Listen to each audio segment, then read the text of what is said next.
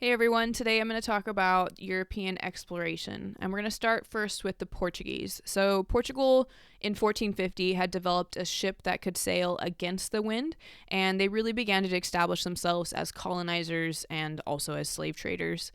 Spain was not too far behind them, but England was a little bit slower to colonize. So we're going to talk about England in a later video. Today we're going to focus on the Spanish in particular. So Columbus, we have to talk about Columbus, of course, is an Italian who persuaded the Spanish king and queen to fund his trip to set sail, and they set sail in 1492. Remember, Columbus sailed the ocean blue in 1492. And he thought he had landed in the Indies, which is why he began to call the natives Indians during this time, even though he had actually landed in the Bahamas. But it was Columbus's discovery that led to more explorations and a global economic system called the Columbian Exchange. So this is a term you definitely want to know. In this system, Europe provided the markets, the money, and the technology. Africa provided the labor, and the New World provided the raw materials. The impact of the Columbian Exchange is a really good question to ask on the test, particularly a good short answer question, because it has several impacts. First, it led to a population growth as more food was transferred.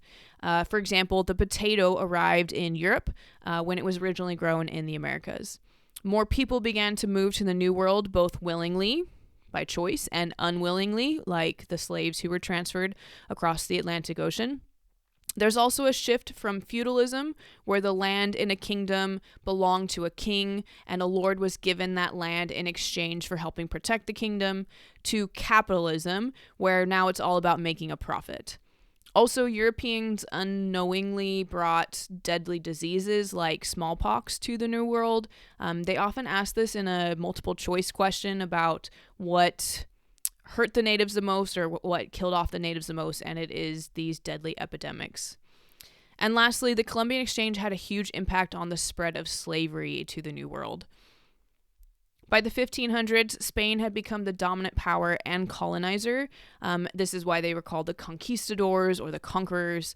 As the Spanish took over new territory, they implemented something called the Encomienda system as a way to subdue the natives. It allowed the Spanish government to give or commend Encomienda Indians to Spaniards, as long as they promised to Christianize them. It's basically slavery. So when you think of the Encomienda system, think of it as a system where they began to enslave the natives there.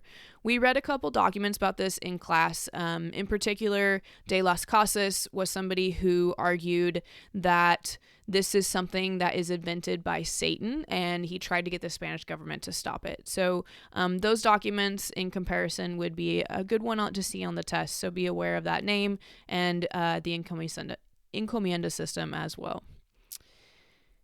If you have a written response about this topic, you could be asked to compare the exploration of the English, the French, and the Spanish. We haven't got to the English yet, but we are going to talk about them later.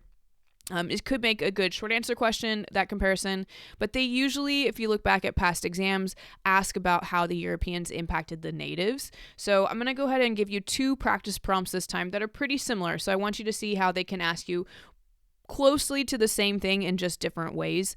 One is from the 2024 exam and the other is from the 2021 exam. So take a few minutes to think through how you would answer these questions. Maybe put a thesis down, put some evidence down, think about what you would do for your context, and then check out the video description to see some potential responses. Hope you guys have a good day and happy studying.